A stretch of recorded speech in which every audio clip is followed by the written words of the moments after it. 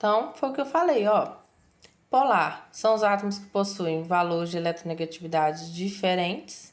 Então, quem é mais eletronegativo, os elétrons vão ficar perto, né? A nuvem eletrônica vai deslocar para o lado dele e ele vai ser polar. No apolar, ou os átomos possuem a mesma eletronegatividade, por exemplo, aqui, ó, uma ligação entre o H e o H, os dois têm a mesma eletronegatividade. Ou a resultante é igual a zero, como no caso que a gente viu aqui agora do CO2. Beleza? Então tá bom.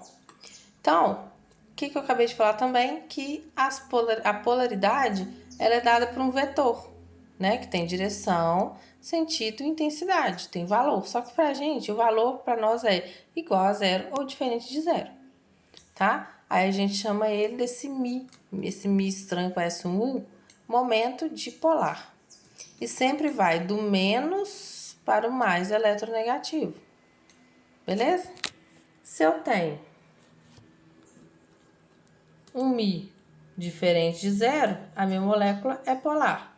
Se meu Mi, né, o meu momento de polar foi igual a zero, minha molécula é apolar. Beleza? Aí eu tenho essa outra tabela aqui que me informa a geometria, ó. Então a segunda parte aqui é a geometria.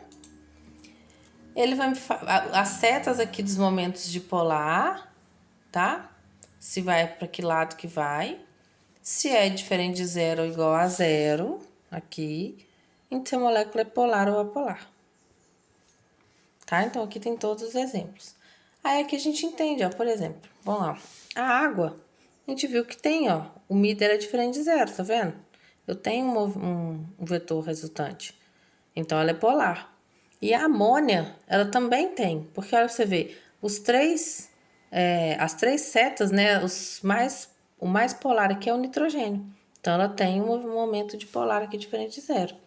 Então o que que significa? Significa que se a amônia é polar e a água é polar, um dissolve no outro. Então eu consigo dissolver a amônia na água, tá? O que que acontece aqui no metano? O metano, apesar dele estar acontece nos tetraédricos, né? Apesar de estar meio deslocado aqui, ó. Lembra que eu falei que um sai do plano, o outro entra para dentro do plano, né? Um sai do computador aqui, o outro entra pro computador. Só que pra gente olhar os momentos dipolares, é muito mais fácil se não fizer assim, se fizer como se fosse uma cruz certinha. Igual a gente tinha aqui, ó. Vamos voltar aqui, cadê? Igual aqui, ó. Tá? Por quê? Aí você vai entender direitinho que os momentos dipolares vão todos estar ligados para o carbono e um vai cancelar o outro. Tá? Então, no caso aí, a molécula de CH4, ela é apolar. Tá bom? Então, o que que significa? Significa que polar dissolve polar e apolar dissolve apolar. Então, por exemplo, eu sujei minha mão de graxa. Se eu passar água, sai? Não sai, tá? Então, é para isso. Olha pra você ver, a matéria é chata, essa parte da matéria é chata.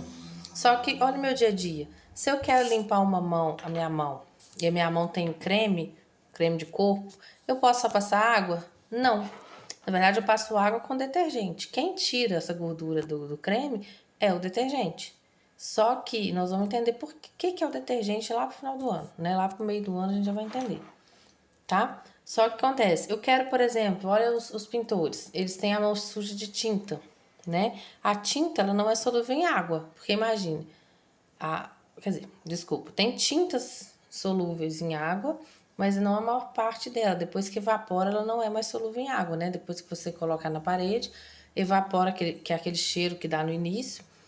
Os componentes que é solúveis em água evaporam e só fica a parte insolúvel, tá?